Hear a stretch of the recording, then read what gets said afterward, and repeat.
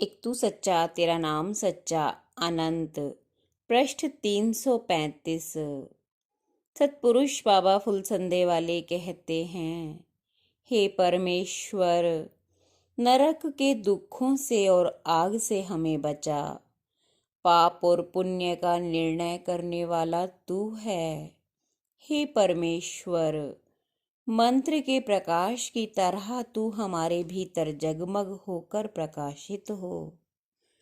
जो उभरे हुए क्रोध को घोड़े के समान वश में कर लेता है, वही सत्पुरुषों द्वारा सच्चा सारथी कहा गया है।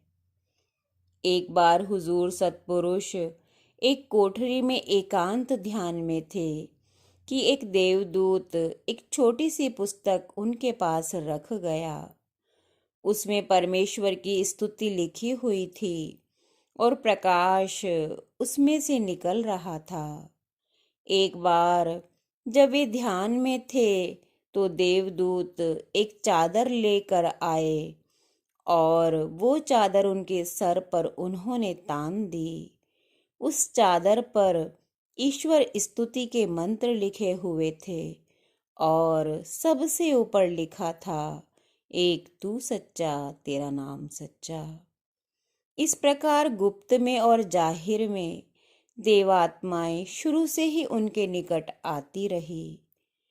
जो मनुष्य 100 वर्षों तक प्रत्येक मास में बिना थकावट के निरंतर यज्ञ करता है और दूसरा जो किसी पर क्रोध नहीं करता, उन दोनों में क्रोध ना करने वाला ही श्रेष्ठ है। सोहंग की बहन की जब तबीयत खराब होती, तभी नींद में वह देखती कि सतपुरुष बाबा फुलसंदे वाले उनके पास आए हैं, उसे रोती हुई को छुपा रहे हैं, प्रसाद देते और कहते हैं कि बेटी मत रो, चुप जा। आंख खुलने पर उसकी तकलीफ गायब होती। इस तरह की 20 बार घटनाएं उसके साथ हुई। जो स्वभाव से ही क्रोधी है, उसके पुत्र, भाई, सुहृदय मित्र, पत्नी, धर्म और पुण्य, ये निश्चय ही उसे छोड़कर चले जाते हैं।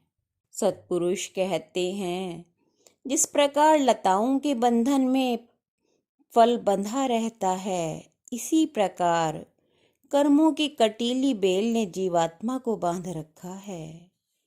हे अंतर्यामी, हे आदि पुरुष, अपने अमृत का दान देकर मृत्यु के बंधन से इन जीवों को मुक्त कर दे। हे परमेश्वर, जैसे समुद्र को पार करने के लिए नाव होती है, ऐसे ही दुख सागर संसार को पार करके मुक्ति के वास्ते तेरा ज्ञान और तेरी प्रार्थना नाव और जहाज है। सब पर करुणा करने वाला एक तू ही है। एक तू सच्चा तेरा नाम सच्चा।